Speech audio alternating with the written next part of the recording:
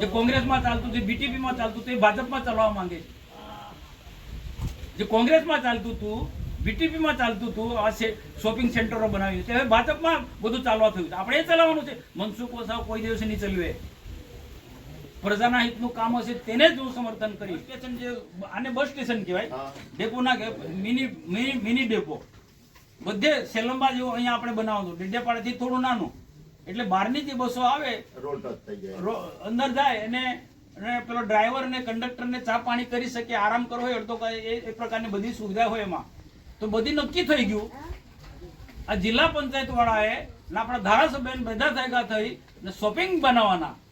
Rajpadi shopping, અહીંયા shopping, બીજા અલગ અલગ સારા બી કામો લીધા છે, એને આવકારે છે. પણ આ બધા શોપિંગોની શું દુકાનો કમ ભાઈ બીજી જગ્યાએ વેપારી ના બનાવી શકે? શોપિંગ બનાવી તો કોઈ બી જગ્યાએ શોપિંગ બની શકે છે. હવે બસ સ્ટેશન ક્યાં બનાવશો તમે? હવે નેત્રંગમાં બસ સ્ટેશન, નેત્રંગ લોકો પૂછશે અહીંના બધા આગેવાનોને કેમ બસ સ્ટેશન નથી બનાવતા? ઠરાવ થયો કે જિલ્લા પંચાયતમાં એને કાઢીને તમે શોપિંગ બનાવને કમ શોપિંગ બને એટલે ટકાવારી મળે. હકીકત જ છે ને ગિરીશ, શોપિંગ બને તો બધાની ટકાવારી હોય. શોપિંગ ની વધારે જરૂર છે, શોપિંગ સેન્ટર ની વધારે જરૂર છે કે બસ સ્ટેશન ની વધારે જરૂર છે? લોકોને પૂછો, લોકો અભિપ્રાય આપશે. હા, અને નેત્રંગનું તમે જોવો છો બધા કરતા એવું સેન્ટર ચારે બાજુથી બસો આવે. નેત્રંગ એવું છે કે ચારે બાજુથી બસો આવે ને અહીંયા બસ સ્ટેશન ને મિની બસ ડેપો નહીં. હા,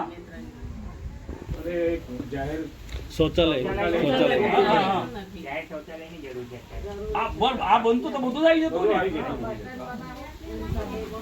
બની જાય તો જોડે જ આવે. કમસે કમ એટલું તો તમારે આપણા લોકોએ જેને ધારાસભ્ય બી સમજવું જોઈએ, જિલ્લા પંચાયત પ્રમુખ બી સમજવું જોઈએ, એના બધા લોકોએ સમજવું જોઈએ. આ તો પ્રકાશ દેસાઈ આવે અને ધારાસભ્ય આવે એટલે તમારે એ વાત ખોટી વાત મૂકે, ધંધાકીય વાત મૂકે એટલે બધાને વાહ અરે તમને સમજણ તો પડો કે લોકોના હિતનું કોઈ કામ કરવાનું તે. આ શોપિંગ સેન્ટર એટલે લોકોના હિતનું કામ છે. શોપિંગ સેન્ટર એટલે લોકોના હિતનું કામ છે. એ ધંધાકીય એ છે. અરે વેપારીઓ તો ગમે ત્યાં તમારે એ શોપિંગ દુકાનો બનાવવાના છે, પણ બસ સ્ટેશન તમને મળવાનું નેત્રંગને. જો ભાઈ મને તો કોઈ નુકસાન નથી, આવો બાપુ એટલું સમજી લે તો મને કોઈ નુકસાન નથી. આ વિષય શું છે, કોઈ વખત જાહેર સભામાં કઈ લોકો એમના પર થૂકશે. આવા ધંધા નહીં કરવાના, પ્રજાહિતના કામો કરવાનો હોય, પારદર્શક વહીવટ કરવાનો હોય. લોકોને ખબર નથી પડતા શોપિંગ ને આપણે બધા સેટિંગ છે, ટકાવારી વાળા બધા ધંધો કરે છે. જે કોંગ્રેસમાં ચાલતું હતું, બીટીપીમાં ચાલતું હતું, એ ભાજપમાં ચલાવવા માંગે છે.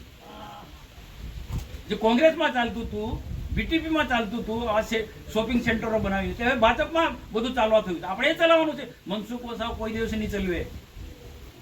પ્રજાના હિતનું કામ હશે તેને જ હું સમર્થન કરીશ. મામાએ બહુ બધી સારી વાત કરી. તાલુકા પંચાયત જીતવી, જિલ્લા પંચાયત જીતવી છે ભાઈ. આ બધી જ વાતને બધાએ કામે લાગી જવાનું.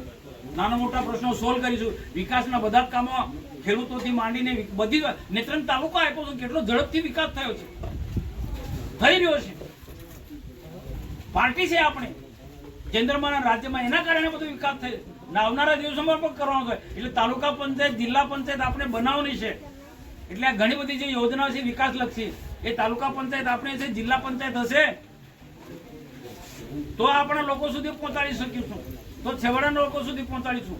એટલે ભલે મેં એટલું ધ્યાન દોરવાનું, નાની મોટી જે ધ્યાન અત્યારે જવાબદાર લોકોનું ધ્યાન દોરી પહોંચાડશે. સુધારાવશું, ના સુધારે તો જાહેરમાં હું કહીશ નહીં. પણ આપણે તાલુકા પંચાયત, જિલ્લા પંચાયત પૂરી તાકાતથી ગમે તે હોય, કોઈ પદ મળ્યું હોય નહીં મળ્યું હોય, પણ આપણે તાલુકા પંચાયત બનાવવાની અને પ્રજાના કામો હજુ અધૂરા ઘણા બધા કામો કરવાના છે. સિંચાઈ માટે પણ અમે જેટલી લડાઈ લડવાની, હું સિંચાઈ માટે પણ લડીશ. એમાં રાજ્ય સરકારમાં છે કે ભારત સરકારમાં જ્યાં પણ લડાઈ લડવાની હોય રજૂઆત કર, લડાઈ કરતા રજૂઆત કરવાની. જ્યાં પણ કોઈ મારે રજૂઆત કરવાની હશે તો લડીશ. નેત્રંગ તાલુકાને, વાલિયા તાલુકાને, ઝઘડિયા તાલુકાને સિંચાઈનું પાણી મળવું જોઈએ ને મળવું જોઈએ. ડેડિયાપાડા શાકબારાને પણ મળવું જોઈએ ને મળવું જોઈએ. તે પણ નર્મદાનું પાણી કરજણ ડેમમાં નાખો ને આખા બધા એરિયાને પાણી આપો. એ મારી માંગણી છે ને એ માંગણી સતત વળગી રહી. અને સાથે મારે તમને પણ ટકોર કરવી છે, રાયસિંગભાઈને ને તમને હો કે તમે ના આખું નેત્રંગ તાલુકાની મીટિંગ છે મામા.